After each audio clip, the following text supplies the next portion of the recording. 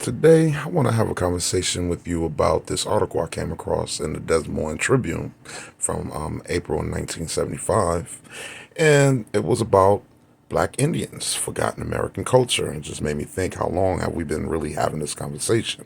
So the article was picked up by the Des Moines Tribune, but it was originally published by the LA Times from this man, Charles Hullinger. All right. And in the article, he's talking to this man, Reverend Charles Davis, out of Haskell, Oklahoma. At the time of the interview, Reverend Charles Davis was 92 years old. So let's go into it. There was a knock at the door of the Reverend Charles Davis. Shinda, called out the 92-year-old man. One of the two black men on his front porch replied, Ambua Shia.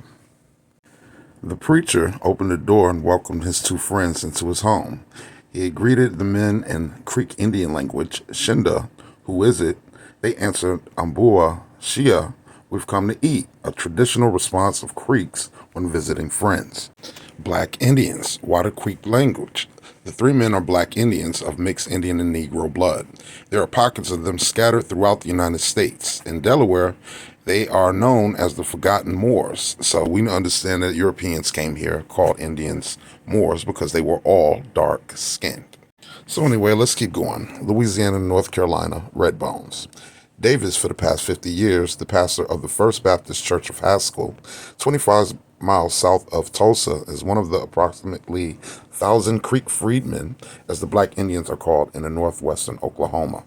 So we're going to come back to the freedmen term, but so that is the term that's been stigmatized on the so-called Black Indians, all right?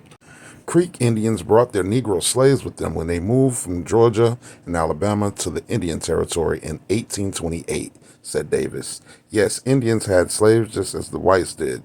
The whites traded slaves to the Indians for Indian land in Alabama and Georgia.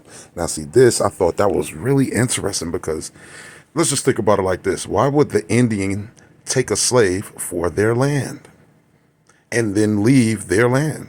That sounds more like you kidnapped their family members, and the ransom was, we want the land and we'll let your family and you go, but y'all got to go over there. That makes a whole lot more sense than I'm going to take some slaves and leave and give you my land. Not to mention, Indian slavery was not slavery the way that white people had slaves. They were family members. They were part of the community. But anyway, let's keep going, y'all. Creek Indians were very fair with their slaves. They treated them kindly. Many Creeks intermarried with Negroes. See, that's exactly what I was just talking about. You know, they treated them kindly. They intermarried with them. No, these were their people already in the first place. You understand? That's why I said that was a ransom. The land was the ransom for giving up those slaves, right? Equal shares. When the Creeks divided their land into allotments in 1906 in Oklahoma, their former slaves and children and grandchildren of slaves were given equal shares. Black Indians and Creek Negroes who never intermarried with the Indians were all given the same allotments as full-blooded Creeks, Davis said. Every man, woman, and child got 160 acres. Ooh, that's a lot to talk about, right? Because that's in the treaties that they signed in 1866 with the Creeks, right?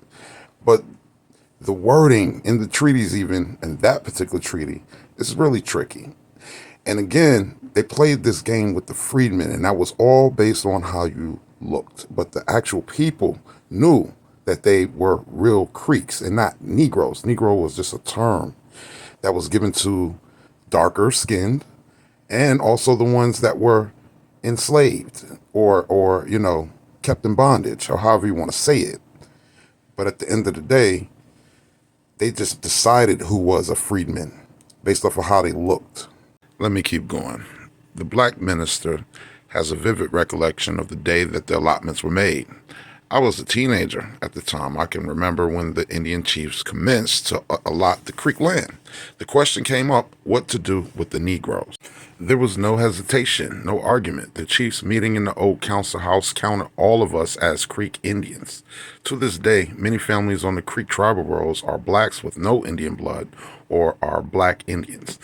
So when they say blacks with no Indian blood, they're trying to say that they're freedmen, right? And then because they're black, they're considered Negro, and they ain't got no Indian blood, but they were Indian property at the time, so they got to. It's nonsense. These people were family, and the Creeks knew these were. That's why they counted them as full-blooded Indian.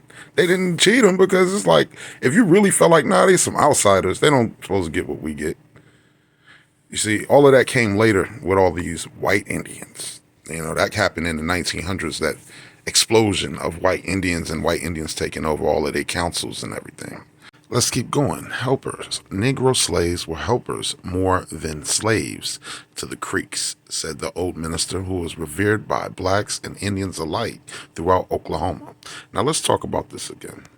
This man, Reverend Charles Davis, was around when they were beginning the Oklahoma, expansion thing.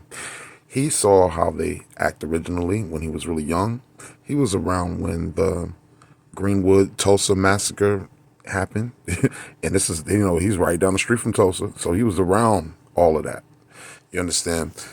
When they're talking to this man and he's talking about the history of the way the history he remembers it or the way it was told to him, it's a lot of jewels in this conversation because some of the things that maybe he didn't know or none of their people knew at the time when all of this was occurring, because they were playing a lot of tricks on the tribes. They really did, and they played more tricks on the people. So what this man says next in the interview, it should have you scratching your head and opening your eyes and getting into these books. But check this out now. Creek Indians were nomads. They knew nothing about farming when they came to the Indian Territory.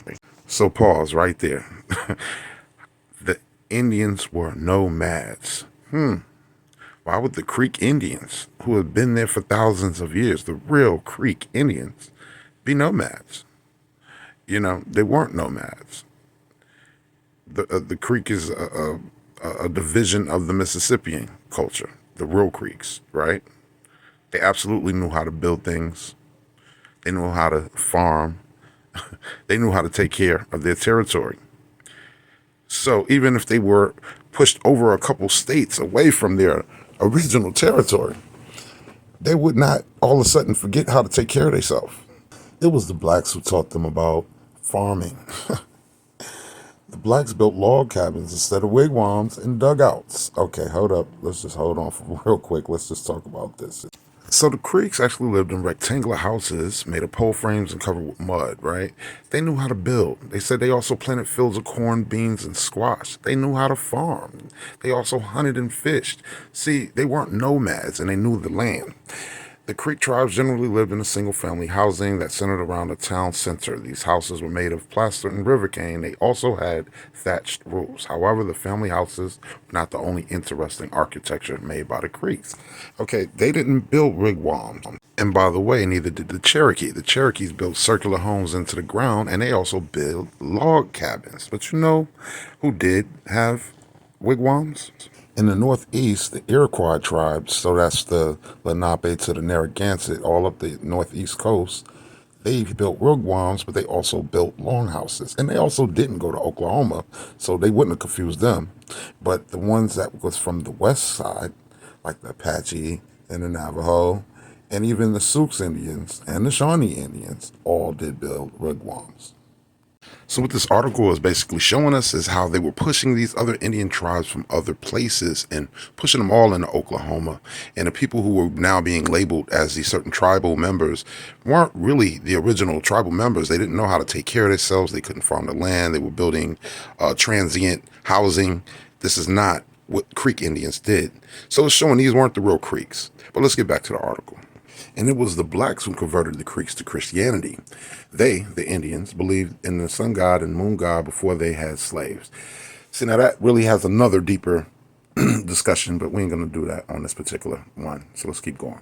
Davis lamented the lack of knowledge on the part of most Americans, black or white, about black Indians.